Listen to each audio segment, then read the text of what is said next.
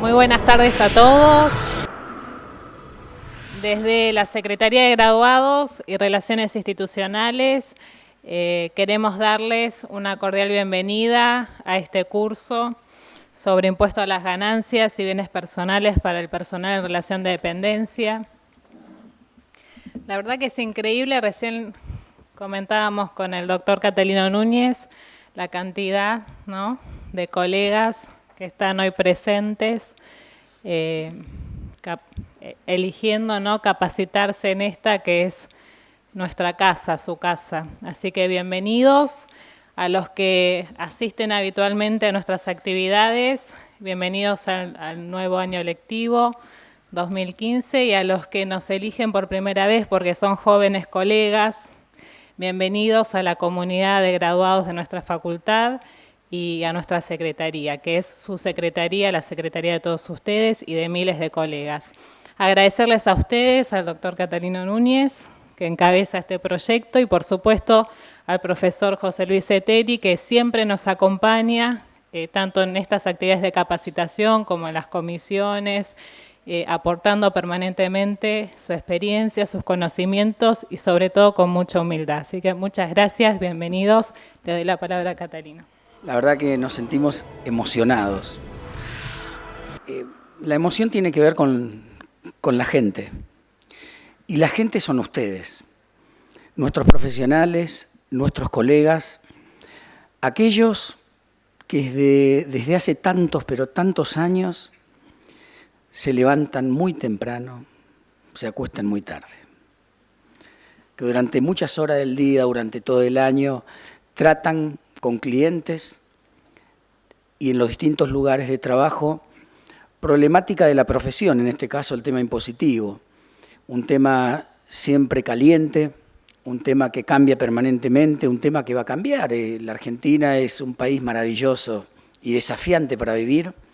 Este año tenemos elecciones de todo tipo, va a cambiar el gobierno, van a cambiar ministros, secretarios, seguramente cambiarán las autoridades que tienen que ver con el ámbito tributario y vamos a ver una nueva gestión que tendrá que ver con tal vez nuevas maneras de gestionar, ojalá que sea superior, que supere al que está vigente, no porque esto esté mal, sino que supere para la calidad de vida de los graduados, ya que siempre discutimos y pensamos que nuestros colegas son muy exigidos, los cambios son permanentes, a veces no hay reglas claras y la verdad que reconocemos el esfuerzo que realizan miles de profesionales en formarse, en capacitarse, en estar actualizados en las últimas herramientas en esta temática para poder brindar un servicio profesional de excelencia. Eso para nosotros es un orgullo. Ustedes son un orgullo, siempre lo decimos y la verdad que lo decimos porque lo sentimos. Ver que ayer decíamos en el inicio de las comisiones, comenzó marzo, comenzaron las clases en todos los niveles. Y qué lindo que nosotros no somos menos. No somos menos. Y nos ponemos al nivel de los chicos que están iniciando los de 3 a la de 4, no sé, jardín, primer grado, secundaria, nos ponemos a nivel. ¿Saben y que eso está bueno? ¿Por qué? Porque la verdad que los profesionales somos personas de bien, pero también somos niños que estudiamos todos los días. Tenemos que tener la energía de los niños, porque si no, no aguantaríamos. Los niños no paran nunca, no descansan. Los jóvenes no paran. Y como los profesionales de ciencias económicas son jóvenes, son ganadores, son personas con mucha energía, no paran nunca y de eso estamos orgullosos. De verdad y de corazón queremos felicitarlos, decirle que este es el ciclo de impuestos a las ganancias a cargo de José Luis Seteri, que él escribe los artículos del diario Clarín, saben bien. Ahora va a empezar el ciclo de impuestos a las ganancias, que está todo el equipo que ustedes ya conocen. No lo vamos a nombrar porque los conocen. Esto comenzó, les llegó el correo inscríbanse, hay importantes becas, le mandamos becas del 50%, no va a haber ajustes, tratamos de mantener, si algún graduado no tiene trabajo y está pasando un mal momento, se acerca y nosotros vamos a firmar una autorización para que tenga beca, no va a haber ningún problema, tenemos que ayudar a nuestra gente. Son tiempos difíciles a veces para la profesión y hay mucha gente que necesita ayuda y nosotros tenemos las puertas abiertas para escuchar, para mirar, para pensar, para dialogar y, por supuesto, para ponernos a disposición de todos ustedes. Quien le habla, Gabriela y todo nuestro equipo, nosotros somos un gran equipo. Las personas no llegan solo a grandes lugares, trabajamos mucho. Mucho. Ahí la tienen a Carolina Quiñones, una de las coordinadoras. Hoy Andrea estaba enferma, descompuesta y se descompone porque no paran de trabajar. Y ahí están en la puerta y pusimos a las chicas. ¿Qué pasó? Se llenó el salón de acto. Dijimos, no queremos que la gente quede afuera. Ya buscamos, miren la flexibilidad de pensamiento. Discutimos con Gabriela cómo hacemos, nos peleamos un rato y ya vamos a movernos. Le dijimos a Carolina y cambiamos, porque este estaba planificado, recuerden, en el salón de acto del edificio tradicional. ¿Saben por qué lo cambiamos? Porque queremos que nadie quede afuera. Y porque tuvimos la suerte que tenemos un salón de acto increíble, grande, donde se pueden sentar todos, llamamos y además tuvimos la suerte que está libre, porque si había otra actividad capaz que no podíamos, a veces tenemos que ser sinceros. Estaba libre, lo reservamos, tenemos toda la tecnología, tenemos el equipo, tenemos el salón, todo para ustedes. Y siempre va a ser así. Nuestra actitud y nuestra mentalidad va a estar a disposición de ustedes, respaldado por trabajo, por planificación, por profesionalidad y siempre al lado de los graduados, de nuestros estudiantes avanzados y de todo lo que quieran hacer cursos, actualizarse, estudiar, porque en el ámbito de la Facultad de Ciencias Económicas, en donde están los especialistas, en donde están los mejores docentes que han formado a miles de profesionales en la Argentina, es donde ustedes tienen que estudiar. Esta es su casa y lo va a ser por siempre. Y hay gente de universidades privadas, bienvenidos, hay gente de universidades públicas, nacionales, del interior del país. Recién hablaba una chica de Corrientes que anda por ahí, le mando un abrazo, le dije, venite, anotate, una chica de Loma de Zamora, y así, de La Plata, de todos lados, le decimos, vengan, hay lugar, la universidad pública tiene la posibilidad de ser la universidad que tiene casi 200 años, los premios Nobel, los mejores docentes, gente que trabaja, gente que investiga, los mejores profesionales, nuestros mejores estudiantes que trabajan durante toda la carrera y con mucho esfuerzo se reciben y que hace algunos años eran ustedes y éramos nosotros. Entonces, eso hay que respetarlo y no hay que dejar de pensar en ellos. Y hay que trabajar toda la vida construyendo proyectos que tengan que ver con la educación, con la formación, para diferenciarnos, para posicionarnos, para ser los mejores en el mercado. Nosotros estamos convencidos de que la persona que estudia y que trabaja duramente, a la larga llega. Nadie nos va a regalar nada, pero con sacrificio, con perseverancia, siendo buen profesional, buena persona, a la larga uno llega. Y eso es lo que nosotros queremos desde nuestra Secretaría, desde nuestra Facultad de Ciencias Económicas para todos ustedes. Los queremos porque son nuestros colegas, porque son nuestros amigos, son nuestros hermanos de las ciencias económicas.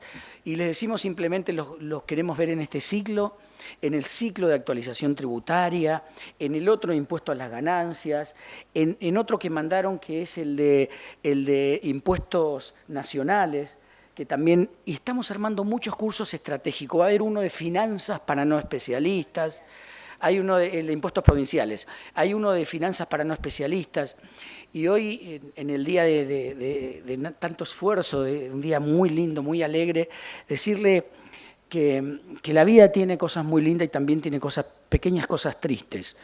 Hoy es un día que también en silencio le brindamos homenaje a nuestro conferencista Tomás Bulat, quien falleció en enero y quien formaba parte de nuestro equipo. Recuerdo cuando hicimos la jornada de jóvenes, junto con Matías Tombolini, dio acá una conferencia espectacular. Estaba el salón lleno de colegas y era un referente de la universidad que hablaba de economía de una manera simple, escribió un libro que se llamaba La economía de tu vida. Venía de capacitar de una universidad, de un lugar en Rosario, tuvo un accidente, es el destino, y se fue. Personas que nos ilustran desde arriba, personas que nos iluminan, esa gente que son de nuestra universidad, que han marcado, que han formado, que han dado lo mejor. Recuerdo que era el candidato a jefe de gobierno de Massa y él no lo aceptó. Dijo que no porque la familia, él quería mucho a su familia. La otra vez hablábamos con Gabriela y no lo podíamos creer, era algo duro. Vamos a trabajar por él, por muchos otros que a veces trabajan tanto en la universidad y se van, pero ellos siempre van a estar. Así que un minuto de silencio en honor a Tomás Bulat y después decirle gracias, los esperamos siempre en la Secretaría y un gran abrazo para todos y a seguir estudiando porque es el camino correcto. Muchas gracias, un gran aplauso para ustedes, para el disertante y hacemos un minuto de silencio. Gracias. Bueno, hoy vamos a empezar con los impuestos, cómo afectan los impuestos a las relaciones laborales. En realidad, la primera parte, hoy y la semana que viene, vamos a analizar un poquito el impuesto a las ganancias y bienes personales. La idea es ver el esquema y analizar. Va a requerir un poco más de trabajo porque es poco tiempo. Entonces, vamos a ver 2 diapositivas. En principio vamos a ver en un esquema solo, pero vamos a imaginarnos 2 momentos. Uno el 2014 y otro este año. ¿Estamos de acuerdo? Para ir viendo cómo cierra en cada renglón del esquema, cómo cerró el 2014 y cómo va acumulándose este año en el cálculo. Después de ganancias y bienes personales, en realidad yo pienso que hay muchos impuestos que influyen en las relaciones laborales y muchas cuestiones impositivas que se entrecruzan con las leyes laborales y que en muchos casos se contradicen. Entonces, me parece que es un buen momento para aprovechar para que el área de recursos humanos conozca cómo influye el impuesto a los débitos y créditos, qué regímenes especiales hay de reducción de cargas sociales en cuanto a cómputos como créditos fiscales de pago a cuentas de impuestos. Bueno, y vamos a ver cómo se entremezclan esas aguas de las relaciones laborales y los impuestos en este país. Vamos a ir muy rápido. Ustedes tienen un material en la página de la facultad donde el mismo está compuesto por normativa, toda la normativa básica de lo que vamos a ver hoy, y vamos a agregar un ejercicio práctico de un cierre del año pasado, ¿no? De un 649 del año pasado, para que ustedes lo analicen y lo vemos después, en todo caso, la semana que viene. Bueno, para hacer la introducción tenemos que decir los impuestos se empiezan a involucrar en las relaciones laborales en el año 94, cuando la AFIP se hace cargo de cobrar las cuestiones previsionales. Hasta ese momento había otros organismos que cobraban directamente esas cuestiones, ¿no? El tema previsional los cobraban las cajas y el tema de obra social, las obras sociales, etcétera, etcétera. Entonces, pero a partir de ahí, la AFIP se empezó a hacer cargo de la recaudación de las cuestiones de las cargas sociales, ¿no es cierto? A partir de ahí se empezaron a mezclar las aguas impositivas y laborales y comenzaron a generarse muchas dudas. Hoy vamos a ver que, por un lado, las leyes laborales permiten que el empleado pueda cobrar en efectivo, ¿no? Así lo establece la Ley de Contrato de Trabajo. Si él lo solicita por medio de una nota, el empleador, independientemente de la existencia de las cuentas sueldos, el empleado tiene derecho a cobrar en efectivo. Pero por otro lado está la Ley de Antievasión, que establece que todos los pagos mayores a 1.000 pesos tienen que ser realizados por medios bancarios. En este caso hay 2 choques, hay 2 normas que se contradicen. ¿Cuál es la que prevalece? Desde mi punto de vista, la Ley de Contrato de Trabajo, porque es específica de ese tema y, bueno, pienso que además salió antes que la Ley de Antievasión, entonces creo que tendría una prioridad. Independientemente de esto, están habiendo inspecciones del Ministerio de Trabajo en donde están impugnando los pagos de sueldo que se hacen en efectivo por la Ley de Antievasión. Fíjense qué raro, ¿no? Inspecciones del Ministerio de Trabajo, no de la AFIP. Yo creo que esto igual tiene defensas porque en realidad la misma ley de contrato de trabajo lo determina, digamos, ¿no? Esa posibilidad. Entonces yo creo que a la larga esto, si uno entra en esa discusión en sede administrativa o judicial, a la larga va a llegar a una resolución favorable. Bueno, vamos a empezar, fue la introducción de todo lo que vamos a ver en estos 2 días.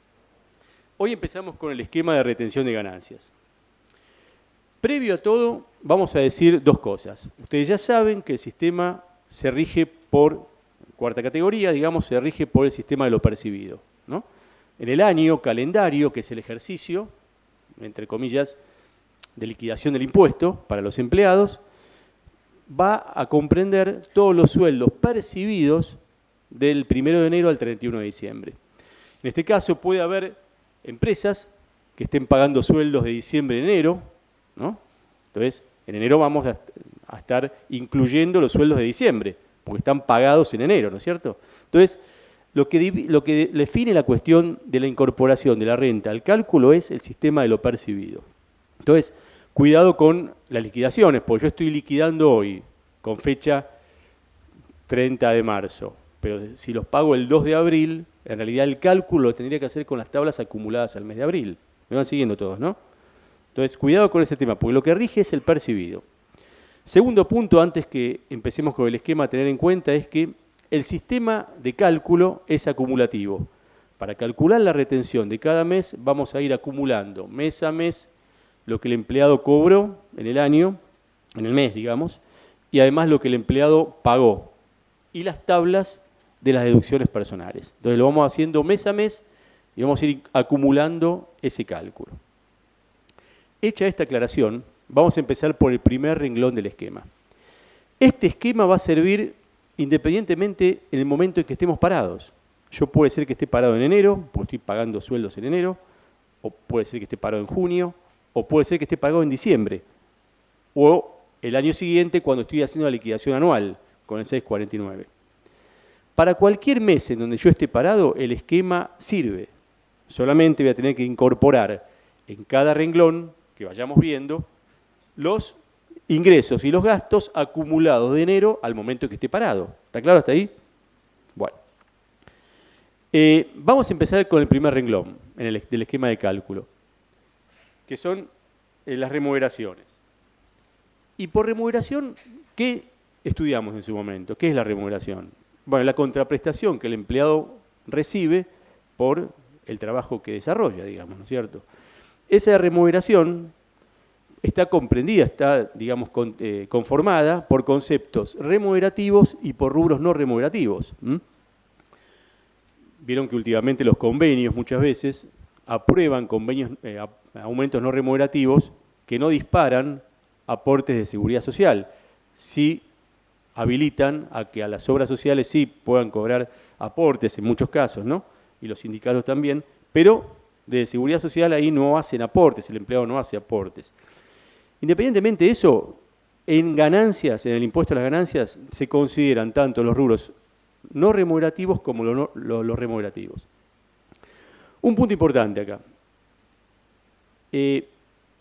Todo concepto que esté arreglado, digamos, o convenido por una cámara y un sindicato, incluso ustedes recuerdan que hace unos años atrás el convenio de los petroleros aprobaron un pago de viandas y viáticos y en ese convenio se dijo que esos conceptos, esos rubros no iban a pagar impuestos a las ganancias. Independientemente de lo que se diga en el convenio, lo que se apruebe y que se firme, ese aumento está grabado en ganancias, ese concepto, independientemente que el convenio diga que no va a pagar impuestos a las ganancias. Entonces, ¿qué es necesario que haya, digamos, entonces para sacar del impuesto a las ganancias de esos rubros? Tiene que haber una ley para que los excluya. No basta con que haya un acuerdo entre el empleado y el empleador, o las cámaras y los sindicatos, para excluir esos rubros. Tiene que haber una ley que los excluya del gravamen. Por eso, en este caso de los petroleros, hubo esos viandas y viáticos fueron eliminados del impuesto a las ganancias, pero tuvo que ser una ley del Congreso que los excluyó. Fíjense que ahí empezamos a ver cuestiones que no son parejas para todos, porque otros rubros, otros convenios tienen viáticos y viandas. Independientemente de eso, eso sí pagan impuestos a las ganancias. ¿Se acuerdan cuando estudiamos finanzas o los principios tributarios de Adam Smith o digamos de quien sea, ¿no? De William Petty?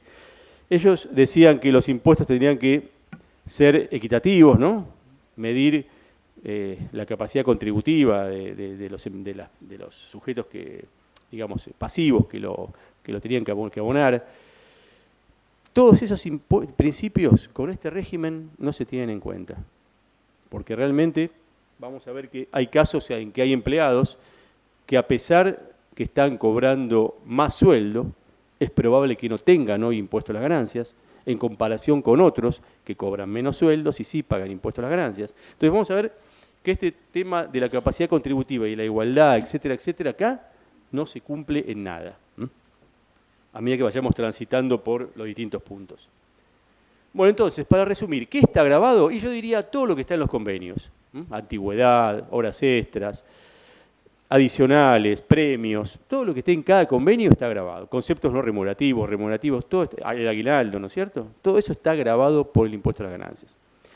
Si está todo grabado, entonces vamos a empezar a sacar lo que está exento, va a ser más sencillo, digamos. ¿Qué es lo que está excluido? Bueno, la propia ley de impuesto a las ganancias excluye a la indemnización por antigüedad. En el artículo 20 de la ley de ganancias está excluida la indemnización por antigüedad en el caso de despido, o la que se paga por fallecimiento, o la que se paga por accidente. Esos conceptos están exentos porque la propia ley lo establece. Pero después la ley no habla más, no dice nada más de otras indemnizaciones. ¿Qué pasa con el preaviso? ¿Qué pasa con las vacaciones no gozadas? Bueno, todos esos rubros están grabados por ganancias, porque la ley no los excluyó. Y fíjense, esto choca incluso con algunos principios que están establecidos en la propia ley de ganancias, que establecen que cuando caduca la fuente productora, o la que genera la ganancia, digamos, ¿no?, esos conceptos no tendrían que estar grabados. Y eso son indemnizaciones, son rentas, no, pareciera que son resarcimientos en realidad, ¿no es cierto? Entonces, en principio, la lógica tendría que decir que esos rubros, tanto el preaviso como las vacaciones no gozadas, etcétera, etcétera, estén exentos, pero a pesar de eso no lo están. Acá vemos otra incongruencia o distorsión que tiene este régimen, digamos, ¿no? ¿Qué otra cosa está exento?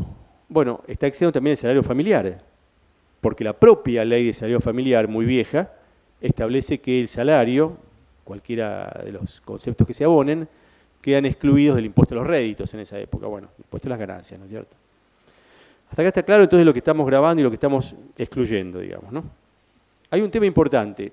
La justicia, de a poco, fue corriendo las cuestiones indemnizatorias y las fue exceptuando del impuesto a las ganancias. Por ejemplo, hay muchas indemnizaciones agravadas que están previstas en la Ley de Contrato de Trabajo, y estas indemnizaciones, si bien no están expresamente mencionadas en el artículo 20 de la Ley 2628 como exentas, a pesar de eso, la ley, la justicia las Cortes la fue reconociendo como exentas.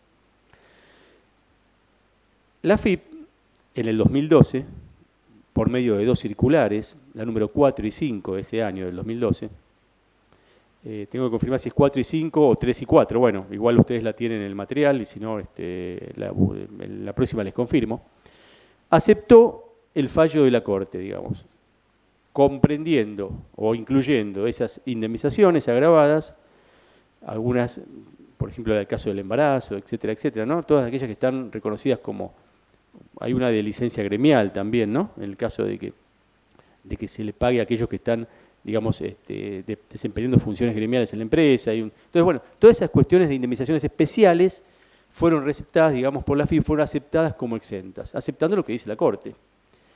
Hubo otros fallos que fueron también corriendo la cosa con otras indemnizaciones, pero recordemos que son casos individuales que no están aceptados por la AFIP.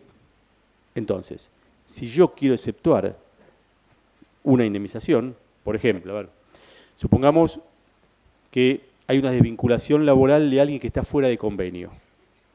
¿Me van siguiendo todos, no? Ustedes recuerden que hay un fallo Bisotti, ¿no? ¿Todos lo conocen? En donde los que están fuera de convenio se les reconoce un año, ¿no?, un sueldo, digamos, que el 67%, digamos, de lo que cobra como valor representativo para calcular la indemnización, digamos, ¿no? Ese porcentaje, del 67%, fue aceptado por la Corte como indemnización por antigüedad. A la vez, la AFIP lo aceptó para desgravarlo en ganancias. Entonces, hasta el 67% de lo que cobran los empleados fuera de convenio, por el fallo Bisotti, está excluido el cálculo de la indemnización del impuesto a las ganancias. Entonces, pero hubo otros fallos que fueron después apareciendo. Hubo un fallo de este año, el año pasado, perdón, un fallo Negri, que es muy conocido, en donde acá al empleado se le pagó por encima de lo que establecía el convenio, estaba fuera de convenio, se le pagó por encima de ese valor del 77%, pero la Corte entendió que igual constituía una indemnización, porque estaba titulado como indemnización. Y en la ley, el artículo 20 habla de indemnización por antigüedad, entonces no aceptó, digamos, que se lo excluya totalmente del cálculo de ganancias. Eso la AFIP no lo aceptó, entonces en esos casos, ¿qué hace una empresa si tiene que pagar una indemnización que esté por encima del tope que establece la ley de trabajo? La empresa lo puede pagar, pero a efectos del cálculo de ganancias, la empresa tendría que retener el impuesto considerando lo que está establecido en la ley nada más, o sea, hasta el 67% o hasta el tope que establece el convenio, digamos. ¿Me van siguiendo todos? Si el empleado, con derecho, quiere recuperar parte de lo que se le retuvo, digamos, ¿no? Por determinados fallos, etcétera, etcétera, ahí tendría que hacer el reclamo, digamos, pero fuera de la relación laboral, en la AFIP y decirlo en la justicia. Seguimos con el esquema en el primer renglón. Volvemos al primer renglón, por favor. Dentro del primer renglón, entonces vamos a tener lo que pagamos del 1 de enero al momento que estemos liquidando. Hay algunos conceptos que no se consideran por el sistema de lo percibido. Uno es el aguinaldo. A pesar de pagarse en diciembre o en enero, ¿no? La ley de contrato de trabajo dice que hay que pagarlo el 31 de diciembre o el 30 de junio, pero hay fallos que autorizan a pagarlo hasta cuarto día hábil del mes siguiente, digamos, ¿no?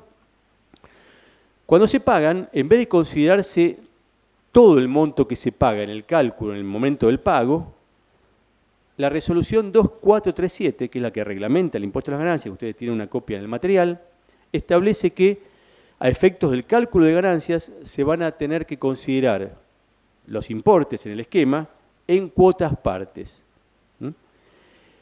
Y las cuotas partes van a depender, o se van a considerar, el momento del pago, el mes que estoy pagando, y los meses siguientes hasta el mes de diciembre. Ejemplo, supongamos que estamos pagando el aguinaldo, el SAC, el 30 de junio.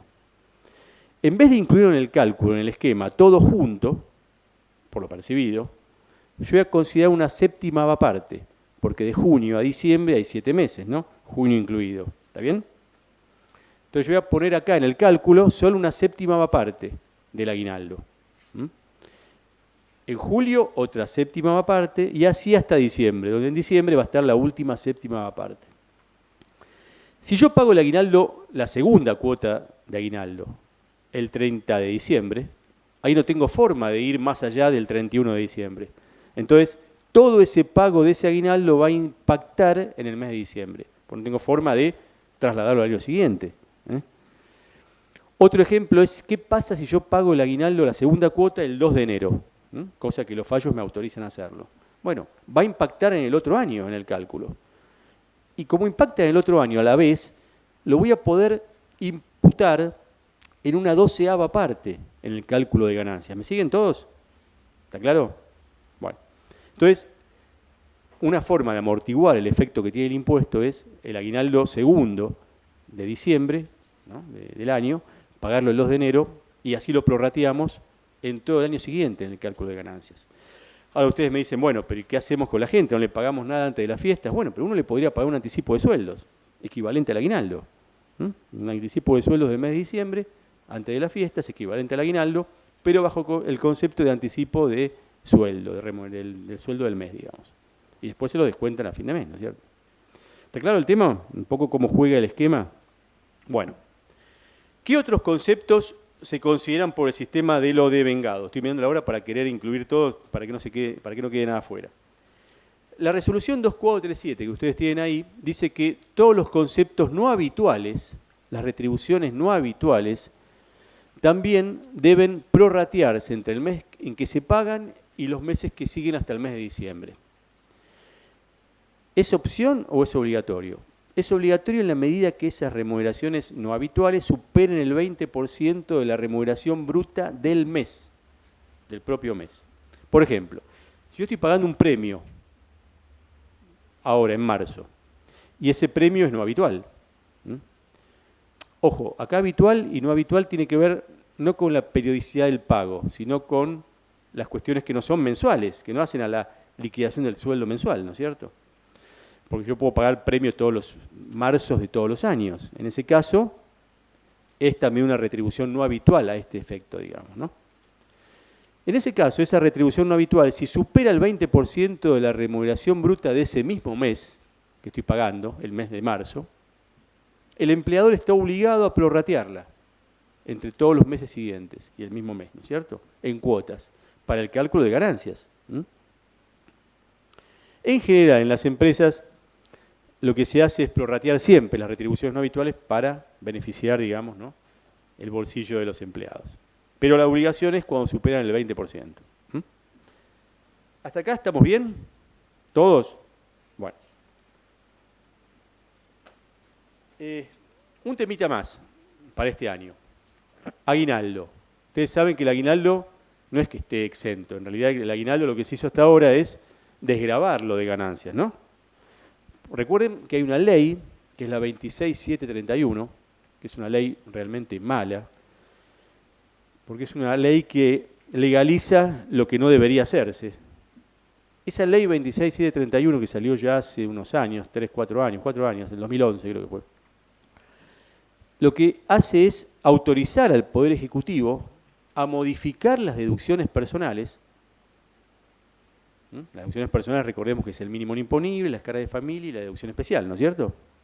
A modificarlas a su criterio, sin necesidad de que haya una ley de Congreso. Si bien esto facilita las cosas, estaría en contra de un principio constitucional que establece que todo impuesto tiene que modificarse por ley. La ley que lo permite, que lo faculta, está. Pero es una ley que está avalando algo que no corresponde. ¿Me siguen? Digamos, ¿no? Lo ideal sería que el Congreso modifique las deducciones personales en función de la sanción de una ley cuando lo crea conveniente. Y no que lo haga el Poder Ejecutivo cuando crea o arbitrariamente cuando lo determine, digamos, ¿no? Por esa ley, muchas veces el Poder Ejecutivo lo que hace es excluir del impuesto a las ganancias el aguinaldo, como lo hizo el año pasado, el anterior, etcétera, etcétera. Este año todavía no, ¿no? Todavía está, cuando se pague en junio, va a influir en el impuesto a las ganancias. Pero quiero decir algo que modifica un poco el cálculo, para así nos queda claro. Desde el decreto 1242, que ustedes igual también lo tienen como material, se crearon 3 categorías de trabajadores, que hoy siguen vigentes. Está la categoría de trabajadores que siempre el periodo de referencia es remuneraciones devengadas de enero del 2013 a agosto del 2013. Esa es la referencia. En función de esa referencia, la categoría de trabajadores que hay son los que tuvieron remuneraciones hasta 15.000 pesos brutas, ¿no?, habituales. Habituales quiero decir que cobren todos los meses, ¿no? Había en la resolución que está reglamentando ese decreto, también había una condición de que por lo menos se haya cobrado 6 meses, ¿no es cierto?, ese concepto, digamos, ¿no?, para hacerlo habitual. Otro grupo de trabajadores que eran los que ganaron más de 15 y hasta 25, siempre en ese periodo de referencia. Y por último, un grupo de el conjunto de trabajadores que estuvo por encima de los 25. Los primeros, en ese momento dejaron de pagar impuestos a las ganancias en septiembre del 2013 y hoy siguen sin pagar por ese decreto. Los segundos siguen pagando y tienen un beneficio con respecto a los terceros porque deducen, en cuanto a deducciones personales, un 20% más en cuanto al monto. ¿Me van siguiendo? Lo importante, yo me conformo con que hoy se vayan con el esquema en la cabeza. Digamos, la idea no es perder tiempo en matemática, porque si perdemos tiempo en matemática nos enroscamos con los números y nos vamos sin la idea. Vayámonos con el esquema y después la matemática la practicamos tranquilos, o con el ejercicio que yo les puse ahí. Segunda categoría de trabajadores, entonces los que están por encima de 25 más de 15 hasta 25, siempre brutos, y por esos 8 meses del 2013. Y el último grupo de trabajadores, los que están por encima de 25. Esos también siguen pagando con deducciones personales que son montos menores en un 20% con respecto a la categoría anterior, digamos, ¿no? Es un poco el esquema que hoy sigue rigiendo. Fíjense entonces otra distorsión, ¿no? Yo después los invito que me gustaría que cuando volvamos la semana que viene y terminemos este curso, todos hagamos un ejercicio y busquemos de 5 a 10 distorsiones que ven desde el punto de vista de los impuestos, cómo influyen negativamente en los sueldos. Distorsiones llamo injusticias, incoherencias. ¿No? Anótense 10, sin desarrollarlas. Seguramente vamos a encontrar incluso más también, ¿no? Pero háganlo porque es importante, porque es bueno conocer lo que pagamos, pero también darle, digamos, validez a lo que pagamos. No es que estoy diciendo que no lo dejemos de pagar, digamos, ¿no? Pero que sea válido para que el día de mañana una reforma tributaria lo equipare todo, digamos, no lo cubra. Bueno, entonces, en función de esas 3 categorías de trabajadores, puede haber empleados que en ese momento ganaban 15.000 pesos, o menos de 15, perdón, y hoy ascendieron o consiguieron otro trabajo, etcétera, etcétera, y ganan 30.000, 40.000 o cobraron un bono, y a pesar de eso quedan afuera del impuesto a las ganancias. Mientras que otros que quedaron enganchados porque ganaban 15.100 pesos. Y esos hoy siguen pagando impuestos a las ganancias. Supongamos que no le hubieran aumentado el sueldo. Y esos siguen pagando impuestos a las ganancias. Yo no quiero estar en los pies de alguien de recursos humanos que tenga que explicarle a 2 empleados que hacen el mismo, digamos, que están en la misma empresa, y que quieren saber por qué uno gana más y no paga impuestos y otro gana menos y paga, digamos, ¿no es cierto? ¿De qué me disfrazo, no? Para explicarle, digamos, de por qué uno paga y otro no. Es una cosa que va contra la ley de gravedad tributaria, digamos, ¿no? O sea, no resiste el menor análisis. Bueno, a pesar de eso, hoy existe. Y hoy es una de las desprolijidades que se lograron por las sanciones a ley y por ir modificando las cosas así un poco con un criterio arbitrario, digamos. Por último, antes de terminar esta pantalla, vamos a ver que también están grabados en el impuesto a las ganancias los beneficios sociales. ¿Y qué son beneficios sociales? Y todo lo que el empleador me da y no está obligado a darme por la relación laboral. Por ejemplo, puede ser que el empleador me esté pagando el colegio de los chicos, puede ser que me esté pagando el alquiler de mi casa, porque como yo vivía lejos, lo quiere pagar. Puede ser que me pague una guardería, puede ser una cantidad de cosas que están fuera del recibo de sueldo y que a la vez están muchas veces fuera de esa obligación por ese vínculo laboral. Está bien, uno si lo da después es difícil sacarlo, pero quiero decir, no estoy obligado yo por el convenio a darlo eso, digamos, ¿no? Incluso hay un decreto que establece cuáles son los beneficios sociales, pero vayamos hasta el absurdo de si el empleador me deja llevar el celular de mi trabajo el fin de semana a mi casa y yo puedo usarlo para comunicarme con mis amigos, esas comunicaciones sería un beneficio social, ¿no? Es un absurdo, pero sería así también. Todos esos conceptos tendrían que estar grabados en ganancias también. Así lo establece la ley de ganancias, ¿no es cierto? En el artículo 100. Incluso a pesar de que no aporten al sistema de seguridad social y a otras cuestiones. Entonces, cuidado con todas estas cosas porque muchas veces escapan de las liquidaciones laborales, de los sueldos, porque los sistemas no lo ven, no lo tienen en cuenta, y deberían disparar el impuesto a las ganancias como están las cosas, no es porque a mí se me ocurra, a mí, digamos, no es que se me ocurre grabarlo, digamos, ¿no? ¿Está claro entonces el tema entonces de lo que está en el primer renglón del esquema? Yo voy a estar parado en enero, en febrero o en diciembre, ahí voy a estar incorporando los conceptos como hablamos, acumulados a esa fecha, de acuerdo a las características que dimos. Vamos a la segunda pantalla. Ahora vamos a empezar a restar en el esquema conceptos que están permitidos por leyes, por la ley de ganancias, para deducir el cálculo de la retención. Y ahora, hay conceptos que son muy fáciles, que el empleado no tiene por qué estar informado, los conceptos de los descuentos legales, ¿no? Tanto el descuento de jubilación, el descuento de la ley 19.032, el descuento de obra social, el descuento de sindicato, que también está habilitado a deducir. Hasta ahí, ¿el empleado tiene alguna obligación con el impuesto a las ganancias? No. Si fuera hasta ahí, podría tranquilamente seguir trabajando en lo que él sabe y no tenés que estar informado de todas estas cuestiones que si no las sabe, a él le afectan porque el desconocimiento tiene un costo, pagar impuestos, ¿no es cierto? Fíjense incluso, yo daría una propuesta, y esto lo vengo diciendo hace 10 años cuando di mi primer charla de ganancias acá, en esta facultad, donde eran muchos menos los afectados, pero yo ya veía cómo venía la cosa. Incluso mis primeros libros del tema vienen de esa época. Y yo lo que decía era lo siguiente, si el sistema de ganancias sería grabar con una tasa X a determinados sueldos, ¿no?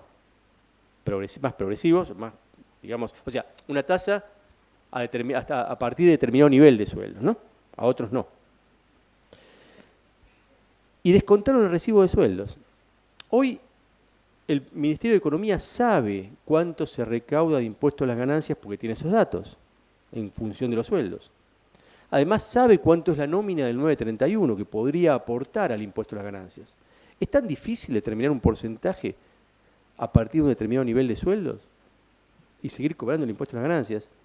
Pero no meter al empleado en cuestiones administrativas, tareas, generar problemas en las áreas de recursos humanos, que tenían que dedicarse además de mejorar la calidad de trabajo, ¿no? Y las condiciones de trabajo de las personas. No, se tienen que dedicar a la parte dura de administrar recursos humanos, que es liquidar impuestos a las ganancias, ¿no?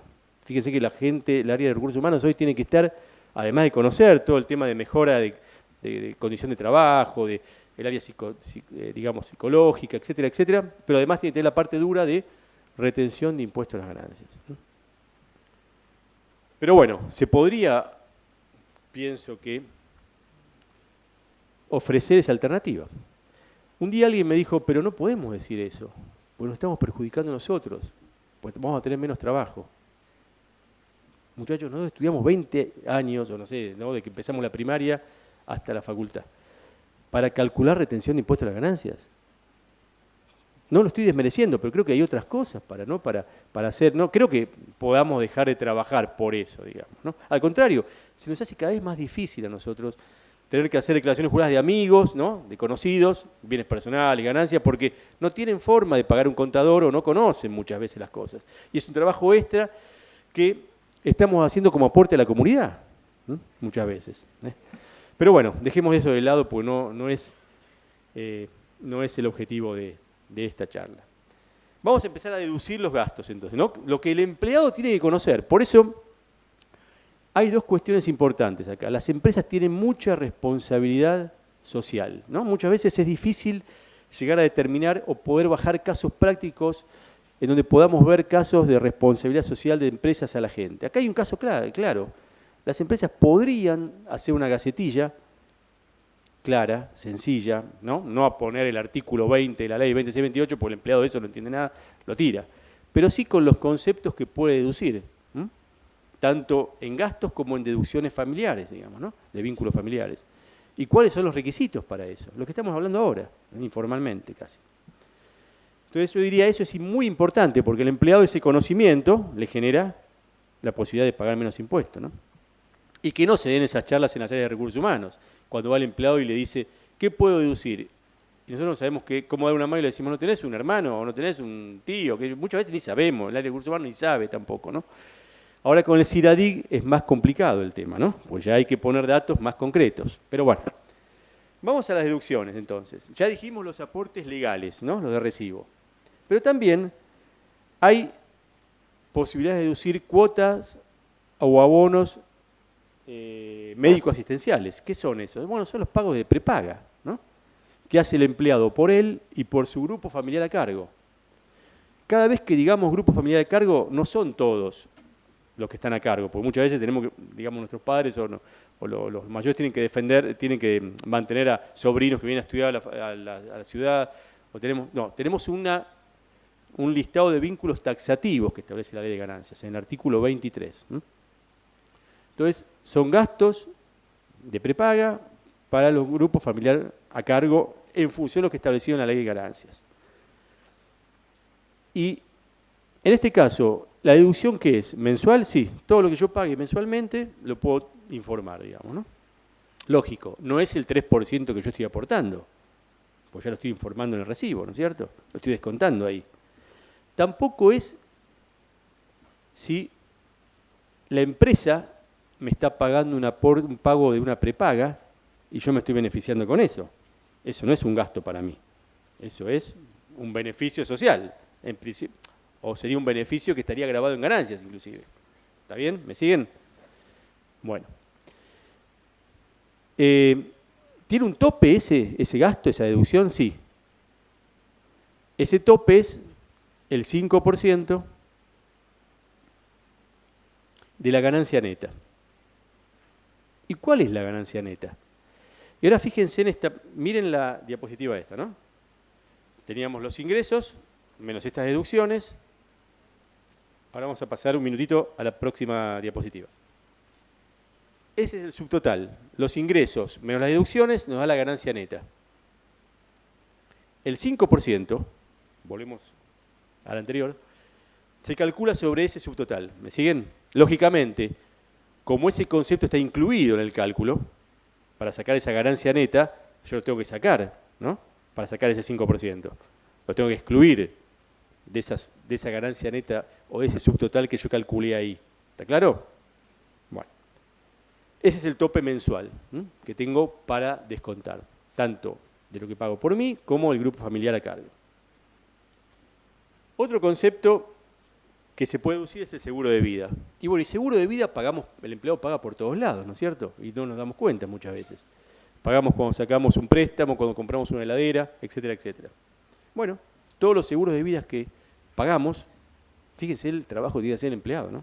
Además de trabajar, ¿no? Ir viendo en cada boleta, ¿no?, cuál es el seguro de vida que pagó. Pero hay un tope igual acá, que es un tope mensual que resulta de dividir 996 con 23, y no se olviden los 23, por favor, ¿no?, dividido 12.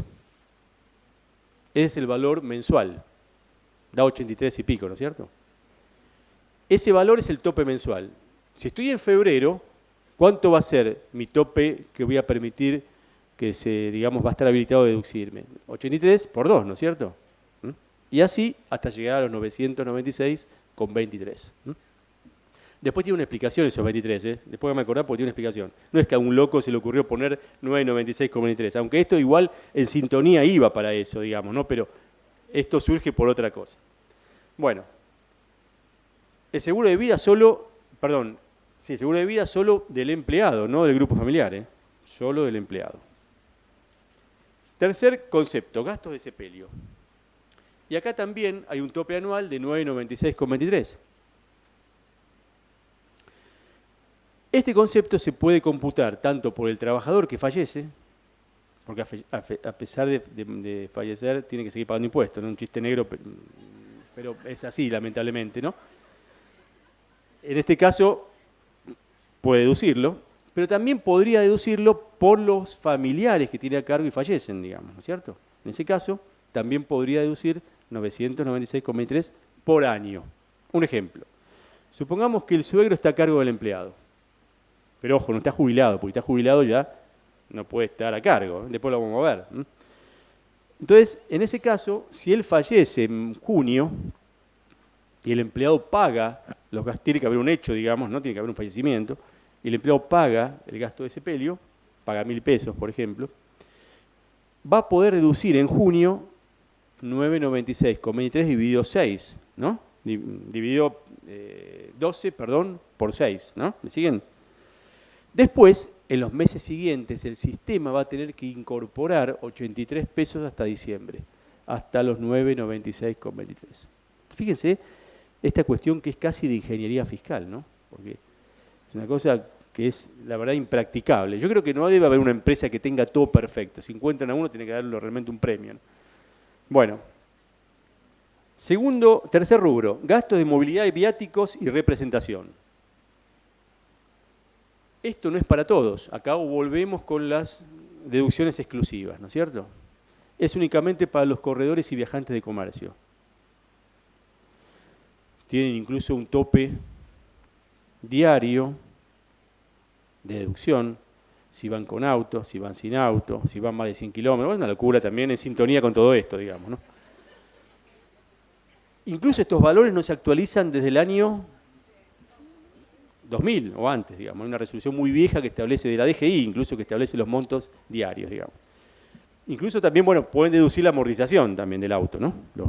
En este caso, los corredores y viajantes. Ahora, ¿qué pasa si hay un médico que utiliza su auto para atender a sus clientes, a sus pacientes, que trabajan en relación de dependencia, ¿no es cierto?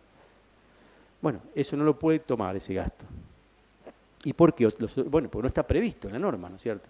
Ya vamos a ver que otros gastos que sí se vinculan con el trabajo, pero que no están previstos en la resolución 2437, después el empleado lo podría incluir inscribiéndose en el impuesto o en la declaración jurada anual de ganancias.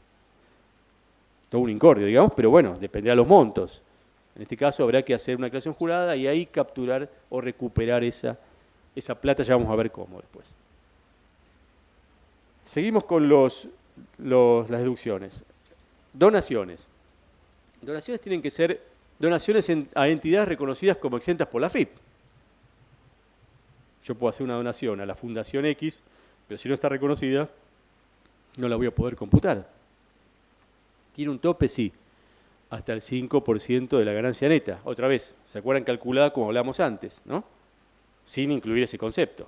El tope lo saco sin incluir los conceptos que se calculan con ese tope del 5%, ¿no? Una vez que tomo el tope, veo cuánto pago y tomo, si pagó menos que el tope, tomo lo que pagó, digamos, ¿no? Y si no, el tope. ¿Está claro eso, no? Bueno. ¿Qué sugiero yo en el área de recursos humanos en este caso? Que impriman, por más que el empleado informe la donación, que impriman la constancia de la entidad, en donde conste que está reconocida como exenta por AFIP. Otro tema ya que estamos hablando de esto. Toda esta información, ¿hay responsabilidad solidaria por parte de la empresa? No.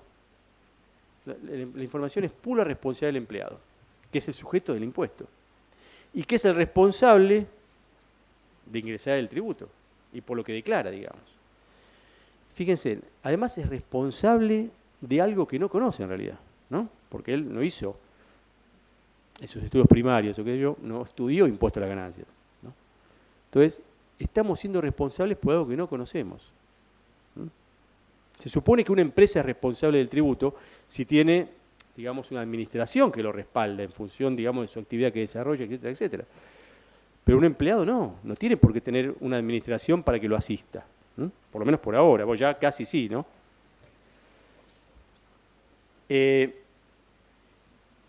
Pero ojo, hay cierta información que puede brindar el empleado que sí puede responsabilizar a la empresa. Por ejemplo, supongamos que él informa como deducción a la cónyuge. Y la informa en el 562 manual, por ejemplo. Pero la esposa trabaja en la misma empresa que trabaja él. O sea, yo soy el empleador también, digamos. Y yo sé que gana más del mínimo no imponible, digamos, por año. Ese dato me estaría habilitando a mí como empresa a decirle no. Si bien vos me la estás incluyendo en la liquidación, no la podríamos tomar porque yo tengo datos que contrastan o que hacen, digamos, invalidan tu declaración, digamos, ¿cierto? Entonces, hay cuestiones en donde sí la empresa puede tener algún tipo de responsabilidad, ¿no? En donde, por ejemplo, que esté incluyendo un hijo que tiene más de 24 años. Si yo no tengo datos en los legajos que tiene la empresa, ya lo tendría que rechazar directamente. Entonces hay cuestiones que si bien la norma no establece sanción para el empleador, yo no puedo decir que no lo conocía esos datos, porque no los tenía. Yo los tengo en mis legajos. Otro concepto que se puede deducir son aportes a sociedades de garantías recíprocas, ¿no? Y esos aportes son aportes que hace el empleado como socio protector de este tipo de sociedades, que son una especie de inversión que hace y lo dejan inmovilizado 2 años esos aportes. Después se recuperan esos importes y eso no tributa. No hay límite en cuanto a las deducciones acá, ¿no? Yo lo que aporte de sociedad de garantía recíproca no tengo forma de, digamos, puedo deducir todo lo que aporto. No hay límite o a tope de deducción. Pero tengo que mantenerlo 2 años, ¿no? En la sociedad de garantía recíproca. Después, cuando lo retiro, es una forma de... Pero acá, ¿qué pasa? Cuando yo aporto a los 2 años, no sé qué me devuelven, porque yo no estoy muy en el tema este financiero. Quizás que cuando me lo devuelvan, si hay inflación, no pagué el impuesto, pero lo pagué por otro lado, digamos, ¿no? Vi inflación. Entonces habrá que ver ahí, informarse bien cómo es el tema. ¿Me siguen, no? Además, ojo, porque las deducciones que yo estoy poniendo acá no deducen, no eliminan el impuesto directamente abajo, porque estas deducciones después se aplica una escala. Entonces, si yo quiero eliminar la retención que me hacen mensual, es probable, seguramente voy a tener que aportar mucho más como gasto, digamos, para poder eliminarla. No es el mismo importe, no es equivalente, ¿no es cierto? ¿Me van siguiendo, no? ¿Todos? Bueno. La idea, vuelvo a repetir, es que ustedes se vayan con el esquema hoy. Ya con eso a mí me dejaría tranquilo. Hay un concepto más que son los aportes a planes de seguro de retiros privados, pero eso fue eliminado con la ley, digamos, de jubilación, cuando se eliminaron las FJP, eso ya está eliminado. Hay otro concepto que son aportes obligatorios establecidos por ley. ¿Por qué? Porque hay provincias que tienen un aporte determinado para determinado fin. Por ejemplo, hay una provincia que establece un fondo solidario que pagan todos los empleados con un porcentaje sobre los sueldos. Bueno, si está establecido por la ley provincial, como un aporte, es deducible a efecto de ganancias. Después tenemos los intereses por créditos hipotecarios. En este caso, todos aquellos préstamos que hayan sido otorgados para compra o construcción de vivienda a partir del 1 de enero del 2001 en adelante son deducibles hasta el monto de 20.000 pesos anuales. No tienen que ser bancarios, pueden ser hipotecarios, pero sin que sean bancarios, ¿no? Por medio de otro tipo de fondos que hayan sido originados por una hipoteca, digamos. Este concepto y el de servicio doméstico no tienen topes mensuales. ¿Qué quiere decir esto? O sea, el tope de 20.000 es anual, pero si yo pago todos los meses, supongo que pague 5.000 de intereses. Bueno, tomo 5.000 hasta que llegue al tope, a los 20. Cuando llego a los 20 paro. Estos conceptos no los tengo que prorratear dividido 12. No tiene tope mensual. Entonces, lo pago, en función de lo que pague, lo voy deduciendo. ¿Hasta cuándo? Hasta 20.000. También está el tema de servicio doméstico, en cuanto a la prestación y las cargas sociales que se pagan, hasta el monto anual del mínimo no imponible que me corresponda, de acuerdo a la categoría que tenga de empleado. Está claro, ¿no? Puede ser que esté de 15 a 25 o de más de 25, ¿no? Ahí tengo un mínimo no imponible distinto, ¿se acuerdan, no? Entonces, ese mínimo no imponible va a definir el tope de la deducción del servicio doméstico. Un tema importante, porque hay muchos casos que se dan, por lo menos tuve consultas, generalmente se dan en estos casos. Muchas veces el empleado tiene, la relación dador-prestador de servicio está dada por la esposa, la cónyuge del empleado, ¿no? Porque muchas veces es la que trata con la empleada, etcétera, etcétera. Entonces, quiere deducir el empleado esa deducción, ese concepto. No, porque la relación no es dador-prestador, no es el empleado. Es la cónyuge la que podría deducir ese concepto en su impuesto a las ganancias, ¿está claro? No el empleado. Por eso la relación prestador-dador tiene que ser empleado con la persona que hace la prestación de servicio, digamos, ¿no? Y por último, todos estos conceptos son mensuales, ¿no? Todos son conceptos mensuales. Hay uno que es, de lo que está ahí, anual, que son los gastos médicos. ¿Y quién no hace un gasto médico?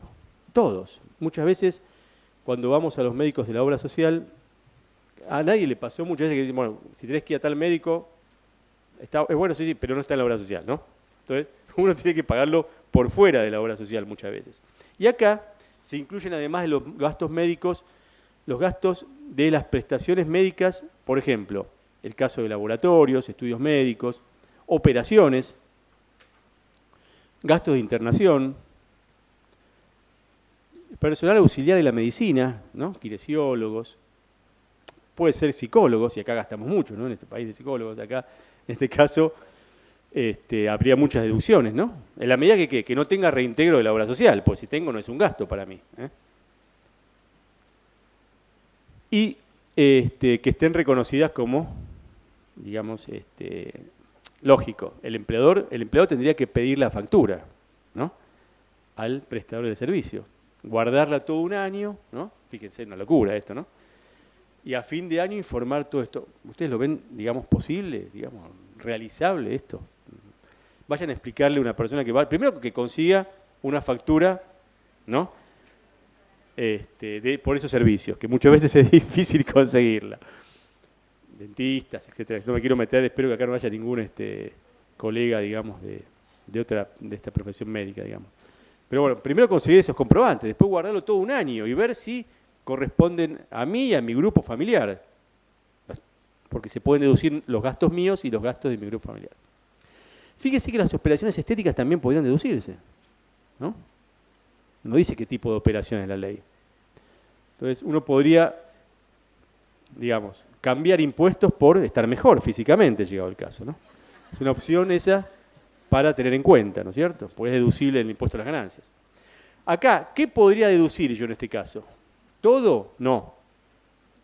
Vamos a complicarle más las cosas al empleado. El 40% de todo lo que pagó en el año por todas estas prestaciones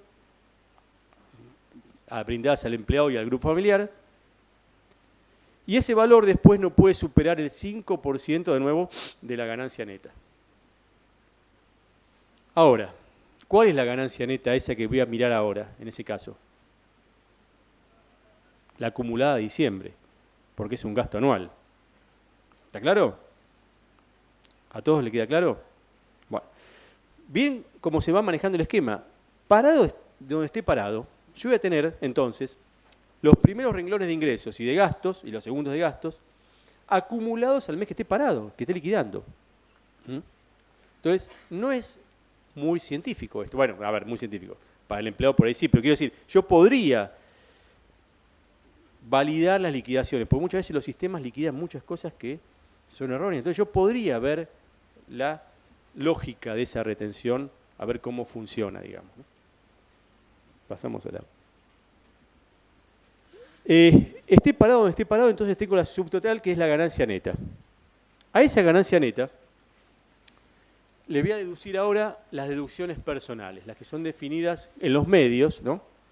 Ustedes vieron que los medios deforman muchas veces. Yo cuando empecé a escribir, cuando me recibí de periodista, me acuerdo que estudiaba, me decían, no modifiques lo que la gente ya entiende como que asimila, como el término que ya asimila, no se puede modificar. Muchas veces uno lee, desde el punto de vista de contadores, leemos mínimo no imponible, y no es el mínimo no imponible solo, ¿no? Cuando hablan de mínimo no imponible son estas tres cosas.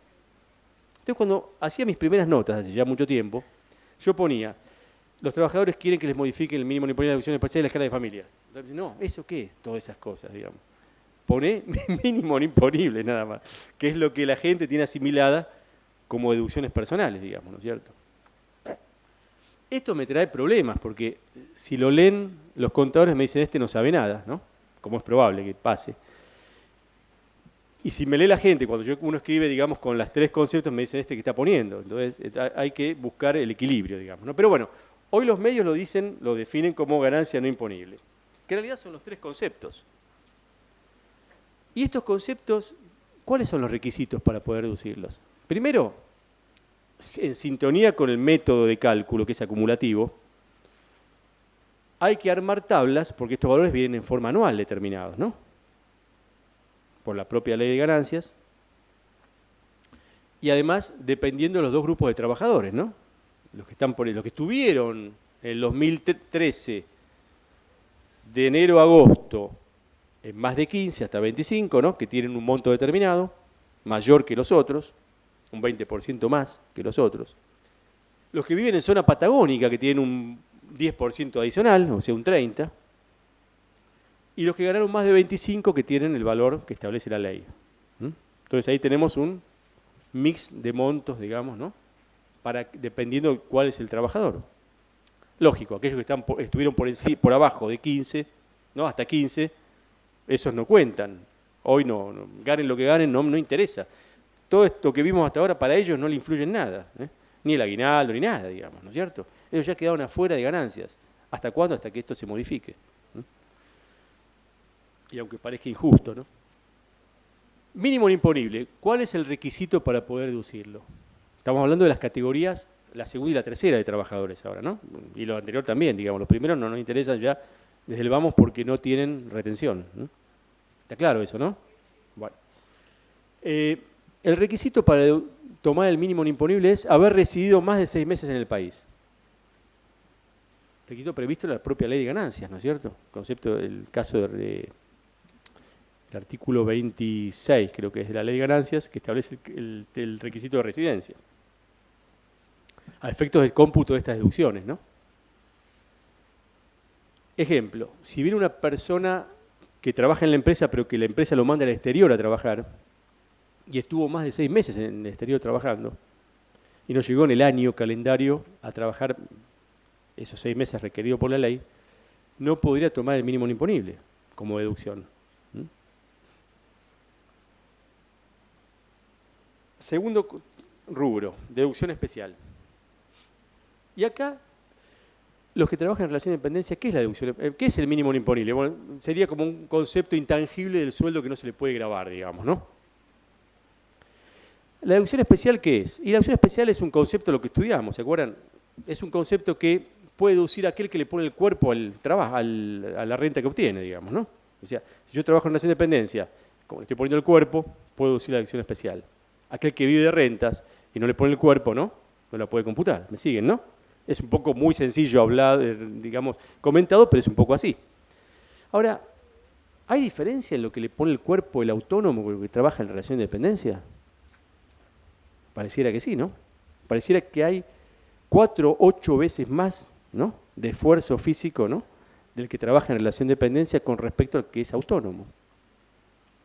¿Y por qué 4 o 8 veces más? Porque el valor se incrementa, ¿no?, de la deducción especial que toma el autónomo anual al que está en relación de dependencia.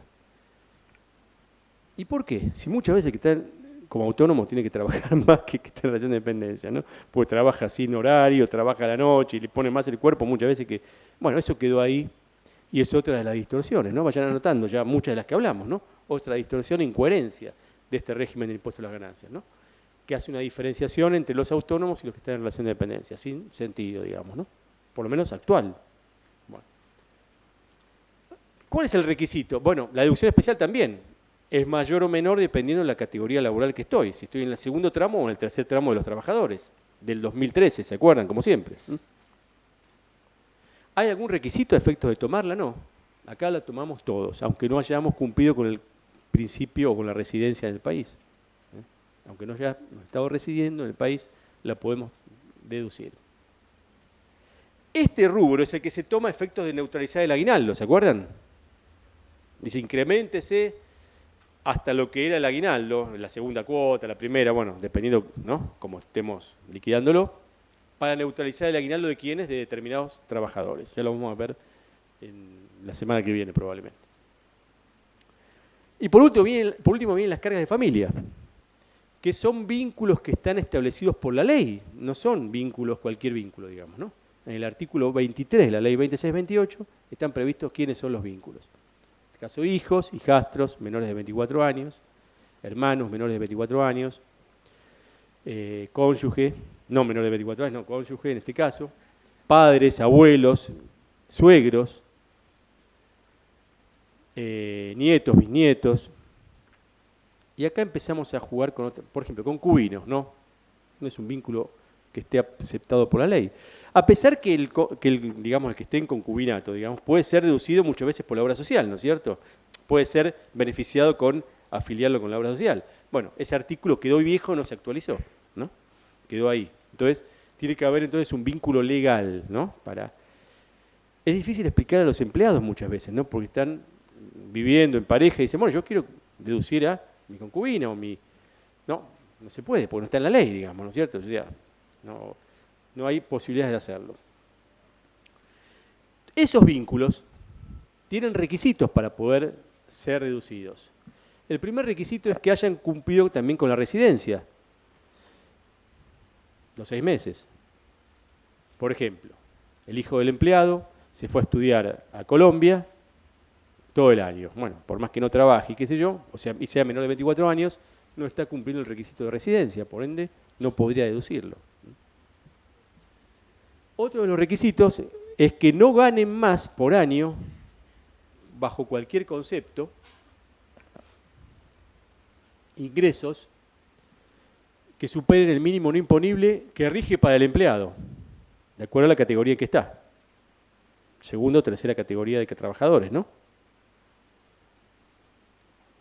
Y esto es difícil, porque un empleado tiene un hijo, lo más probable es que si hace una pasantía ya está encima del mínimo no imponible. El mínimo no imponible para el segundo tramo, el tercer tramo de trabajadores es 15.000 y pico, ¿no es cierto? 15.500 y pico, ¿no?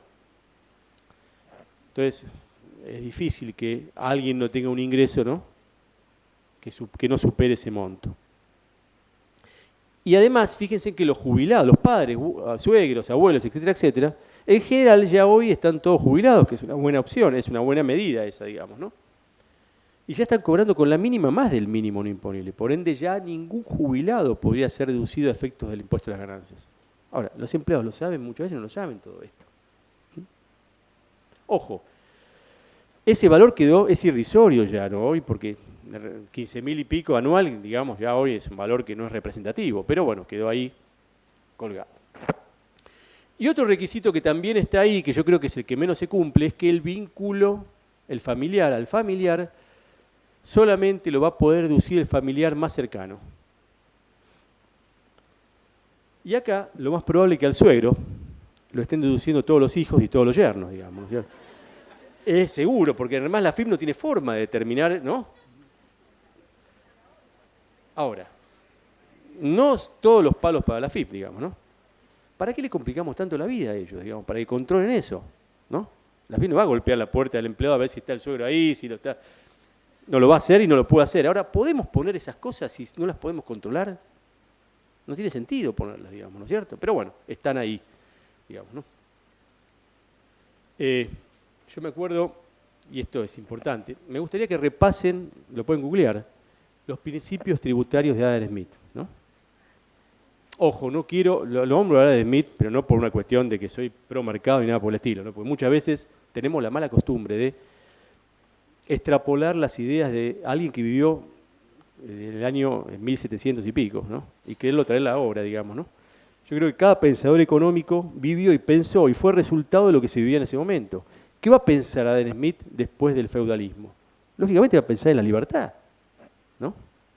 Lo mismo ¿qué va a pensar Marx después de la Revolución Industrial? Y lógicamente va a pensar algo relacionado con mejorar la condición de los trabajadores. ¿Qué va a pensar Keynes después del 30, digamos, la revolución, de la crisis, ¿no? Y lógico, va a pensar algo en función de lo que estaba viviendo. Nombrar a un personaje histórico muchas veces parece, ¿no? Uy, este ojo que es, parece, ¿no? Neoliberal o qué sé yo. Yo creo que hay que tomar de cada uno de ellos lo que aportaron por las circunstancias que vivieron, digamos, ¿no? Porque seguramente que si los extrapolamos ahora, no pensarían lo que hubieran pensado, lo que pensaron en su momento. Entonces, muchas veces, más que nada se da en los cursos cuando hay estudiantes, muchas veces de grupos, cuando uno habla de Adam Smith ya empiezan a mirarse, uy, este ya, ¿no? Se incomodan, digamos, ¿no? Yo creo que Adam Smith se merece algún libro algún día de que se lo pueda valorizar o sacar un poco de todas las cosas que le decimos cuando en realidad muchas veces la economía neoliberal no tiene nada que ver con Adam Smith, ¿no? Pero bueno, es un tema aparte ese. Pero bueno, les recomiendo que lean los principios, googleen los principios tributarios de Adam Smith, ¿no? Fueron hechos en el siglo XVIII. Les puedo asegurar, háganlo como, digamos, tarea para la semana que viene. Googleenlo, principios tributarios de Adam Smith. Y vean si alguno hoy se cumple bajo nuestro sistema tributario. Si cumple ninguno de los 4 o 5 que hay, digamos, ¿no? Por lo menos cumplamos uno, ¿no? Que son básicas, cuestiones básicas, no son cuestiones muy, muy exageradas, ¿eh? Bueno. Vamos a hacer ahora, vamos a también hacer una aclaración con respecto a estos conceptos que están ahí. Ganancia no imponible, deducción especial y cargas de familia. Estos importes, hay un artículo que es muy importante en la ley de ganancias, que es el artículo 25 de la ley 2628, ¿no? Ese artículo lo que establece, porque está vigente que decir, porque sigue estando en la ley del 2628, lo que establece es que todos estos valores, más las tablas de cálculo, que lo vamos a ver después, si llegamos, los tramos de las tablas, deben actualizarse, no pueden, deberán actualizarse, en función de los ajustes que haga la DGI, decía, digamos, por la variación de los índices de precios mayoristas a nivel general, que publique el INDEC, que hoy se conocen como IPIM, ¿no? CIPIM, hoy cambiaron este año de nombre, pero hasta hace poco IPIM se llamaba, ¿no? La variación de esos índices, según el INDEC, desde enero del 2002 hasta la fecha, fue de un 740%. No estoy hablando de consultoras privadas ni nada por el estilo, estoy hablando de INDEC, digamos, ¿no? Que incluso, fíjense, ¿no? En un trabajo que hice el otro día, el mismo INDEC publica índices minoristas que varían un 270% por el mismo periodo. Por el periodo que entonces no está cerrando, porque si yo tuve una variación de 700 y pico por ciento, que no se trasladó a los precios minoristas, ¿dónde quedó todo eso, digamos, ¿no? Estoy hablando de precios INDEC, digamos, no mayoristas y minoristas. Pero dejemos eso de lado. Si hubiéramos ajustado estas deducciones por ese índice que debería también utilizarse para ajustar los balances, ¿no? Que yo me pregunto cada rato y en cada nota que publico, ¿qué estamos firmando? ¿No? ¿Qué balances estamos firmando? Cuando decimos que la situación económica y patrimonial es razonable. ¿Razonable de qué? Si estamos haciendo un balance con resultados históricos, comparando ventas de diciembre con costos de enero, y lo más probable es que yo tenga resultados que no fueron, ganancias que no fueron. Y para peor, estoy distribuyendo, y la Asamblea se reúne y aprueba la distribución de utilidades que no fueron, descapitalizando la empresa. O estoy repartiendo, no utilidades, sino capital, digamos, ¿no es cierto? Por suerte, el Consejo Profesional hace poquito, los consejos profesionales, perdón, la Federación de Consejos Profesionales hace poco sacó una nota, hace poco, ¿no? Era ahora, solicitando que se aplique el ajuste por inflación contable. Pero cuando se aplique, que yo esto lo vengo diciendo por suerte, tengo las notas que lo vengo diciendo hace años, ¿no? Porque digo, ¿qué estoy firmando acá? Lo ideal es hacer un estado contable ajustado y comparar, y si no hay salvedad, si no hay efectos significativos, es decir, no hay problema. Pero si no, tengo que hacer una salvedad, ¿no es cierto? Debería hacer una salvedad. Porque varía un 750%. Y solo en los balances tienen incorporado un 120%, que fue de enero 2002 a marzo 2003 nada más. Bueno, dejemos de lado eso porque es un tema que se debe a la profesión, digamos, ¿no? Pero el día que se aplique esa actualización, por esos índices están. ¿Desde cuándo se van a explicar? ¿De partir de ahora? ¿Por qué? No, tendrían que hacerse de atrás. Y si se hacen de atrás, ¿qué le voy a pedir a los accionistas que se llevaron la plata que la devuelvan? Fíjense en el lío que estamos metidos, ¿no es cierto? Esto hay que decirlo, no tenemos que tener miedo de decirlo, digamos, como profesionales, ¿no? Pero bueno, evidentemente es un tema que se deja ahí en un costado. Estos tres conceptos también debían ajustarse en función del artículo 25 de la Ley de Ganancias, ¿no? Por el índice de precios mayoristas. Seguramente si se hubieran ajustado anualmente, seguirían pagando impuestos a las ganancias, y en todos estos años que pasaron hubieran pagado impuestos a las ganancias los que venían pagando también hace 15 años, que eran determinados suelos gerenciales. Pero bueno, ahora ustedes me dicen si está vigente, ¿qué es lo que para ese artículo? Y acá está el meollo de la cuestión. Lo que para este artículo son dos leyes, la 24073, que en su artículo 39, ¿no? Es una ley de la época de la convertibilidad esta, establece que la AFIP, que el coeficiente de actualización que elabora la AFIP, en realidad, a partir de ahora, de esa fecha, digamos, va a ser 1. O sea, todo multiplicado por 1 es 1, y es lo mismo, digamos. O sea, no hay índice, digamos, ¿no? Es una forma de neutralizarlo. Y después la ley de emergencia del 2002, creo que fue, la 25.561, ¿no es cierto? 561, que fue la ley de emergencia después de la crisis del 2001,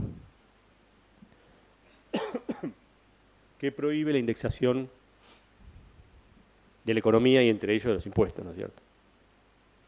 Pero el problema es que si todo estaría estático, estaría bárbaro.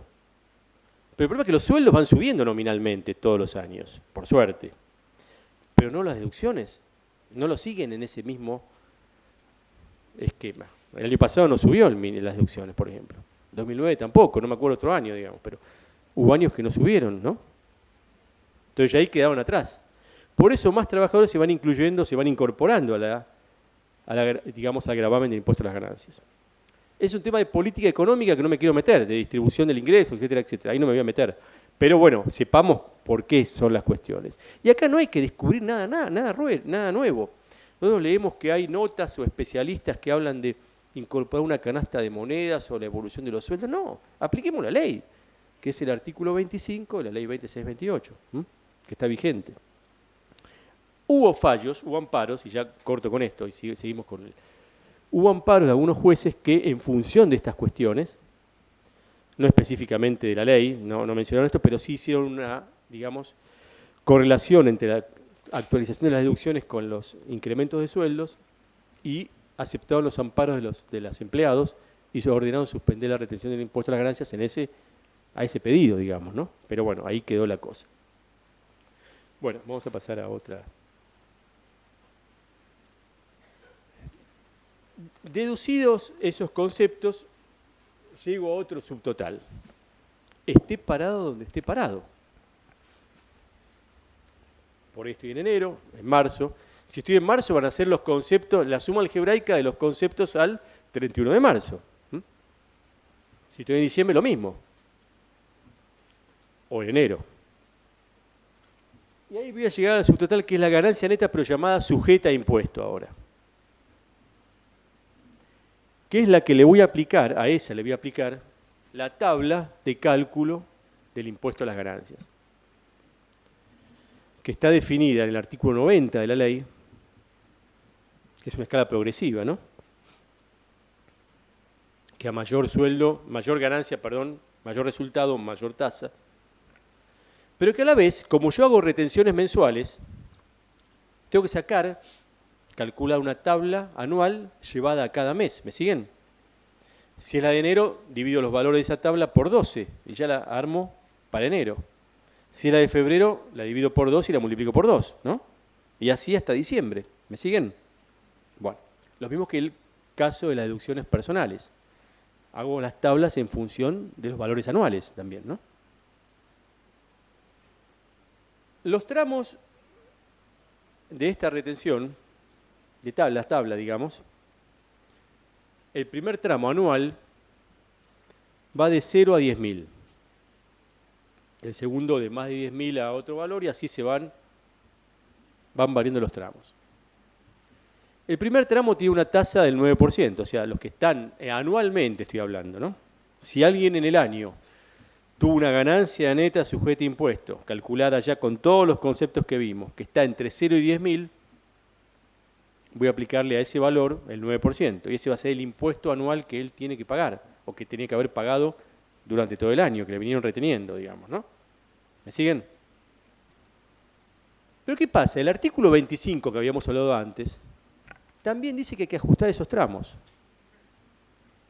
O sea, que en vez de ser de 0 a 10.000, si yo tomo el IPIM, que publica el INDEC, en vez de ser de 0 a 10.000, sería de 0 a 70 y pico de mil. Esto quiere decir entonces que más trabajadores pagarían la tasa mínima, está claro, ¿no? Y no pasarían a la segunda escala, como fueron pasando todos. Esa es la explicación técnica de la cuestión, no mirada desde un punto de vista económico y político, es un tema técnico, digamos, ¿no? Claro, porque es lo que está establecido en la ley y es la inflación que hubo en función de lo que publicó el INDEC. Pero bueno, eso no está corregido, entonces yo calculo el impuesto en función de esa tabla. Lógicamente, yo lo que estoy calculando es una retención acumulada, porque dijimos que voy acumulando. Y yo estoy en marzo, al aplicar la escala, la tabla de marzo, el impuesto que me da es el impuesto que el empleado debía pagar por el periodo enero a marzo, ¿está claro? Pero yo le tengo que retener en ese mes, en marzo, la retención pura del mes. No le puedo retener eso. ¿Qué tengo que restar entonces? Lo que yo le retuve acumulado al mes de febrero.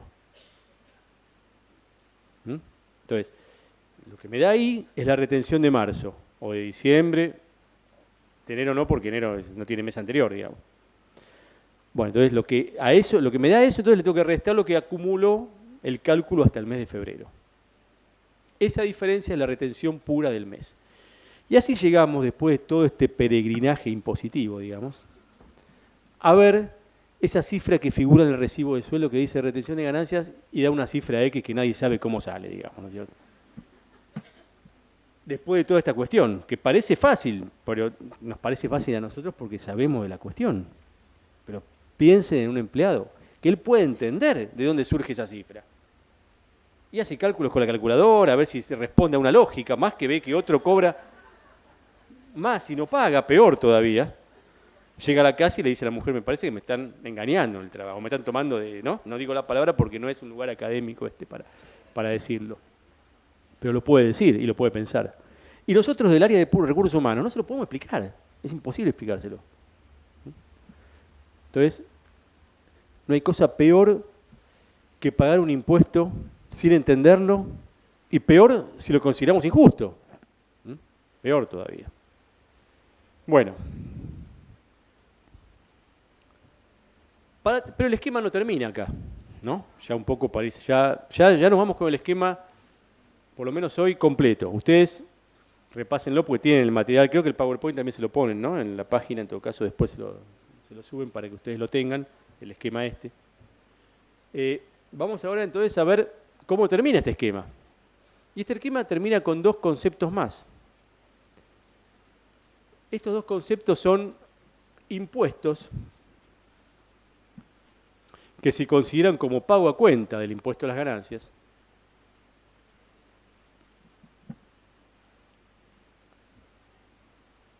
y que se pueden, como son pago a cuenta, deducir del total del impuesto liquidado en el año. Son anuales. No son deducciones, son pago a cuenta. Van directo contra el impuesto, ¿no? Y como todo pago a cuenta en general,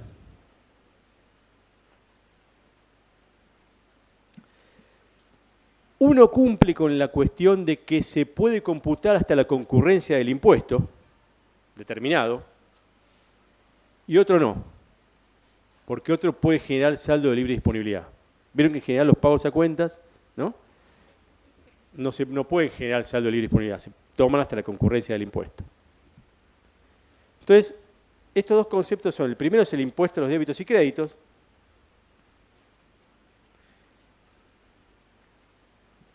que acá cuando estudiamos, a ver, ¿se acuerdan cuando estudiamos finanzas también? Nosotros estudiamos que hay tres tipos de impuestos. Están los impuestos directos, indirectos, regresivos, progresivos, ¿se acuerdan de toda esta cuestión, no?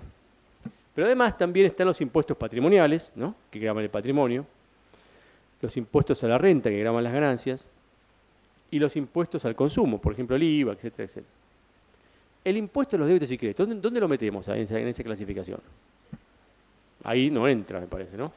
En ninguno de los tres, por lo menos aceptados, digamos, ¿no? Como categoría de tributos que tienen jerarquía o justificación técnica de su, digamos, de vivir, de existir. ¿Y eso entonces qué es? Y bueno, eso fue ideado como un adelanto de impuestos, digamos, ¿no?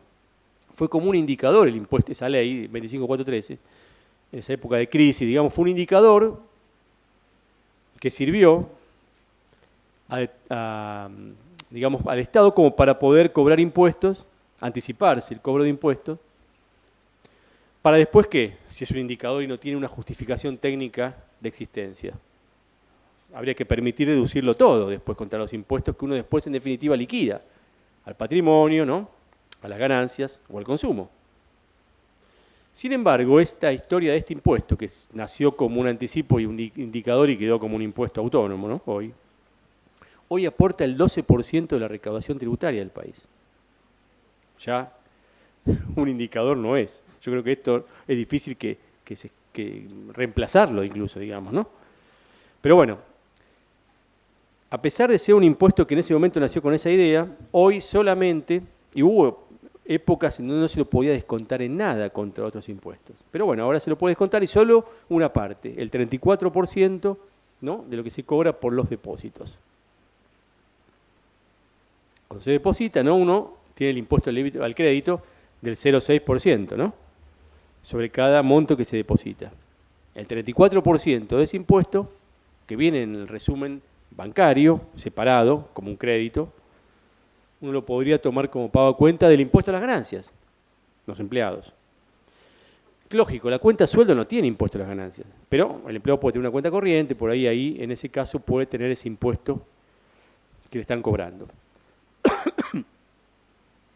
Ahora, este impuesto solo se puede descontar hasta la concurrencia del impuesto a las ganancias liquidado en el año. Más de ahí no. Después se pierde, no. después yo lo puedo, tengo que anotarlo en el cuadernito que tengo arriba de la alacena, ¿no es cierto? Porque soy empleado, tengo que acordarme de todas esas cosas, ¿no? Porque yo no tengo una oficina, un archivo, digamos, ¿no? Pero fíjense, todo el mundo se olvida de esto, seguramente. Tengo que anotar y acordarme que si me excedió ese monto al impuesto que me descontaron, podría descontarlo, lógico, sin actualización, ¿no? El año siguiente. No bajo el régimen de cuarta categoría. No se lo puedo dar a la retención mensual eso, ¿no? No lo puedo mezclar con la retención mensual. Sí lo puedo hacer en la anual después, en la información anual. Y después, este bendito impuesto, las percepciones, ¿no? Por viajes y compras al exterior, del 35%, o la del dólar ahorro, ¿no? ¿Vieron cómo se mezcló todo con todo acá, no? Ya está todo mezcolanzado todo de una manera terrible.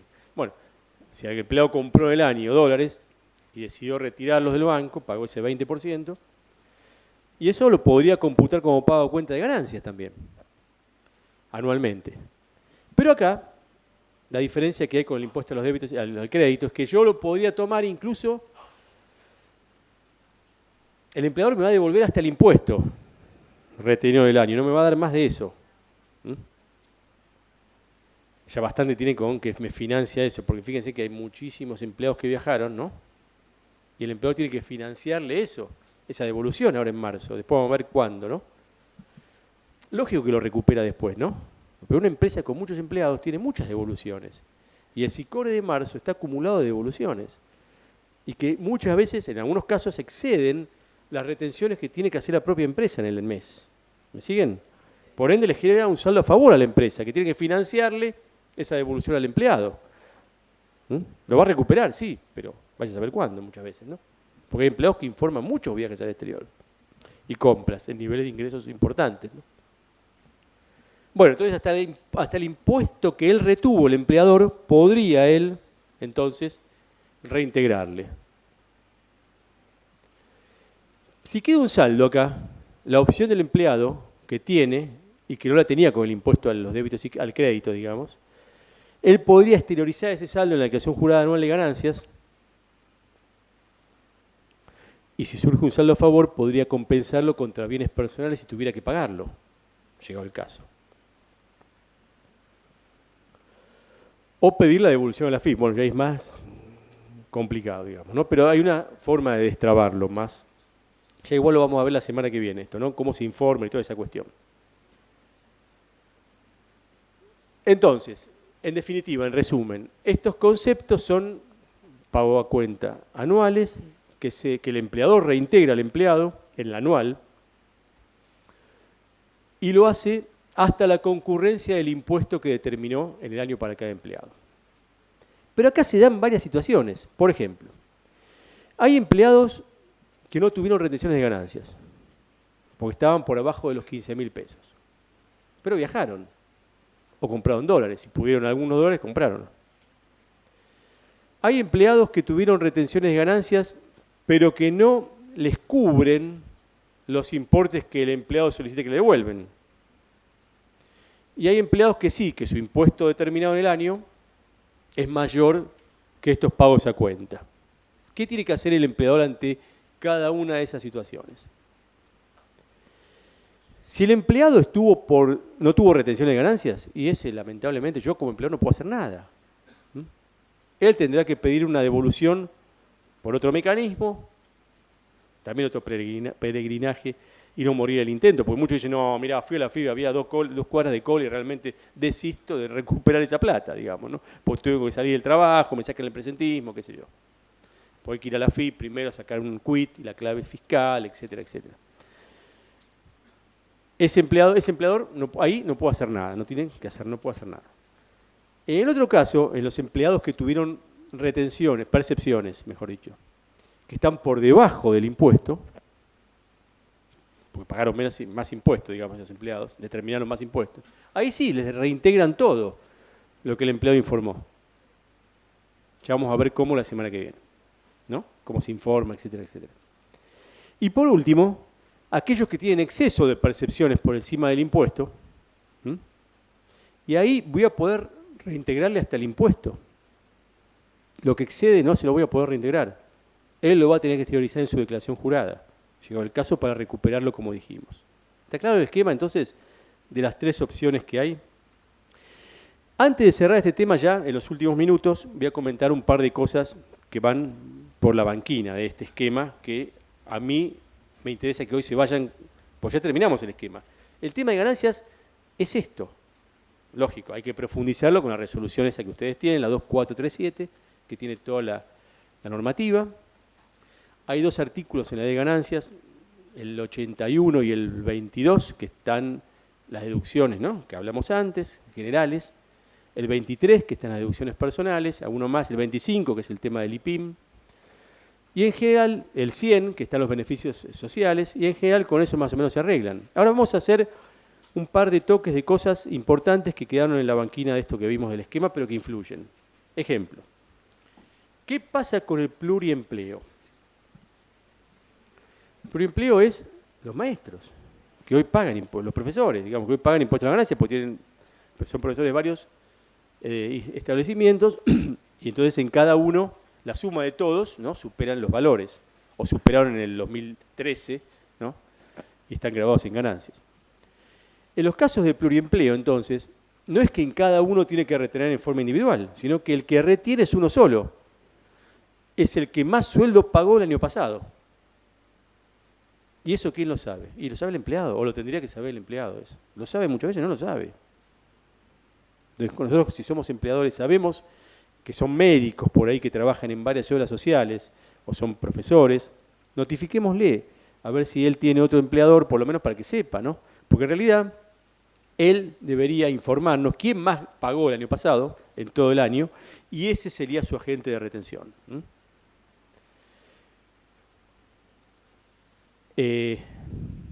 Pluriempleo y ANSES estoy hablando, ¿no? Y jubilados que trabajan inclusive, ¿no es cierto? En realidad digo pluriingreso, sería, ¿no? Porque si yo estoy jubilado y también trabajo, hay agentes de retención que es el ANSES en ese caso, ¿no?, que funciona como si fuera un empleador también, a efecto de ganancias, ¿no? Lógicamente, con los tiempos de ANSES y los cálculos que hace, digamos, ¿no? Porque muchas veces no calcula bien. Yo vi casos de empleados que, jubilados, perdón, que están por esos años, por ese 2013, que no estaban grabados por la jubilación, estaban afuera y tuvieron retenciones ahora. Bueno, es más difícil por ahí hay que estar más atentos porque hay que hacer el reclamo en ANSES para que hacer valer esa categoría de contribuyentes, digamos, ¿no? Otro tema importante, ajustes retroactivos. Y la semana que viene vamos a ver un fallo de esto. Hay muchos casos en la administración pública que hay ajustes retroactivos de sueldo, o hay litigios laborales, en donde hay un litigio laboral y el empleador me paga ese ajuste retroactivo, porque yo hice un reclamo de una diferencia salarial que no me abonaron, por ejemplo. Después sigo trabajando, bueno, hay que ver cómo sigo, pero sigo trabajando, digamos, ¿no? O no, y me pagan en ese momento, digamos. En ese caso, la 2437 de AFIP establece que a opción del empleado, el empleado podría elegir que ese ajuste retroactivo para el cálculo de ganancias se devenga en el tiempo y de esta forma, lógicamente, amortiguar el cálculo, ¿no? Porque yo lo distribuyo en años anteriores, es probable que si lo distribuyo en todos los años, seguramente voy a pagar mucho menos impuestos, o no va a pagar en muchos casos, porque no superó los mínimos, ¿no es cierto? Estoy hablando de ajustes retroactivos. No me quiero meter con el tema de los que estaban por debajo de 15 y toda esa cuestión, porque ahí sí entramos en un tema que queda... No me quiero meter, digamos, ¿por qué? A ver, ¿qué pasa si yo logro cobrar un ajuste retroactivo de meses que van de enero a agosto del 2013? Ahí no sé, mejor no digo nada, porque es más probable que reclame por un lado, ¿no? Y por otro lado, vos ganabas más de 15, ¿no? Entonces ahí se me cambie toda la situación. Bueno, no digo nada de eso. Digo más que nada aquellos casos de empleados que trabajan en la administración pública y que vienen pagando ganancias, etcétera, etcétera. O jubilados que cobran el retroactivo del haber jubilatorio, que corresponde a distintos años. En ese caso, el empleado jubilado tiene derecho a exigir que se le aplique el ajuste retroactivo. Claro, el empleador o ANSES no está muy cómodo con eso, ¿no? Porque tienen que recalcular el impuesto a la ganancia para atrás todos los salarios que corresponda, ¿no? bastante trabajo, digamos, ¿no? Entonces, ¿qué hace el empleador muchas veces? Y se hace el oso, ¿no? Para decirlo de una manera vieja que se decía muchos años atrás, y liquida y retiene en función del percibido. Pago ahora, retengo ahora. A lo sumo, ¿qué hago? Lo considero un concepto no habitual y lo distribuyo entre el mes de pago y el mes de diciembre para ayudar al empleado, digamos, ¿no? Y se lo pongo en cuotas partes. ¿Me siguen? Lo que hablamos antes, ¿no? Pero lo estoy matando en realidad, ¿no? Porque en realidad le tenía que haber incorporado ese haber a cada año por el cual tuvo derecho. Esto es opción de empleado, pero el empleado muchas veces no lo sabe. ¿Qué pasa en muchos juicios laborales? Sale el juicio a favor del empleado, el empleado cobra, se va y no dice nada. Y le retienen ganancias muchas de la empresa, ¿no? En algunos casos. El otro día estaba dando un curso en lugar de abogados y muchos abogados dijeron, sí. Entonces esto quiere decir que yo cuando hago un reclamo a la vez, después tengo que pedir que ese pago que me están haciendo de ese reclamo o ese ajuste, se le aplique el impuesto a las ganancias. Y ya empezaron a haber algunos reclamos de abogados pidiendo el recálculo del impuesto a las ganancias y aplicando el ajuste retroactivo que está establecido en la propia resolución 2437. Que eso corresponde hacerlo. Entonces, ojo, cuando liquidemos un retroactivo, entonces laboral, o veamos un retroactivo jubilatorio, para que la retención en realidad sea a beneficio del empleado, digamos, ¿no? Porque si no va a pagar un impuesto que después no va a poder recuperar. Y un último tema, ya para ir cerrando, es el tema que no se ve mucho, pero hay casos que no se ve, y muchas veces sale en los medios cuando hay que aumentar el impuesto a la ganancia y nadie sabe quién lo va a pagar, ¿no? Porque ese aumento de algún lado tiene que salir. Y en muchos casos el empleador dice, bueno, yo me hago cargo de ese impuesto a las ganancias. ¿Está previsto eso? Sí, es un mecanismo que está previsto. La propia resolución 2437 tiene previsto un mecanismo de acrecentamiento, de incorporar en los sueldos un rubro que puede ser variable, puede bajar y subir, no necesariamente quedar fijo o subir, llamado grossing up o acrecentamiento, mejor dicho, en términos que el empleado entienda, en donde ese valor entonces va a subir lo necesario para que el neto del impuesto a las ganancias en el recibo de sueldo sea el que combinó con el empleado, el que arregló con el empleado, digamos, ¿no? ¿Me siguen? O sea, yo le subo el sueldo para que después el efecto del impuesto a las ganancias le neutralice y que el líquido sea lo que yo le tengo que pagar y lo que yo arreglé con él, digamos, ¿no? ¿Cómo se saca este valor? No es tan fácil, es a prueba y error. Se va subiendo el sueldo, ¿no? Con un valor variable, con un sistemita, para ir jugando con ese valor, ir variándolo, para llegar al neto que yo le aseguré. Pero ojo, porque ese valor tiene caras sociales para la empresa. Y tiene aportes y contribuciones. O sea que el costo de la empresa es, además de pagar el impuesto, el efecto de las caras sociales también, ¿no es cierto? Bueno, hemos visto el esquema, que es lo que más me interesa que ustedes hoy se vayan con este esquema grabado, digamos, ¿no? Lógicamente, para saber la mecánica de cálculo, yo después les agregué un ejercicio que lo vamos a ver la semana que viene, pero la idea no es tenemos poco tiempo, perder mucho tiempo en cálculo, ¿no? Si entró en julio, si el hijo... Lógico, si un hijo nació en julio, la deducción del hijo arranca a partir de ahí, ¿está bien? Si el empleado se olvidó de informar una deducción en diciembre y me dice, che, yo me olvidé de informar que vengo pagando un interés desde enero, o mi hijo no lo puse desde enero. Bueno, que lo ponga en julio, desde enero, no hay problema. El acumulado va a corregir el cálculo. Lo que no puede hacer el empleado es poner desde enero al hijo que no nació. Lo va a poner desde el momento que nació, de julio, digamos, ¿no? ¿Está claro el esquema un poco cómo funciona? Practiquen un poco el esquema, pongan las incongruencias que ven, y nos vemos el martes, creo que es, con la segunda parte. Hasta luego.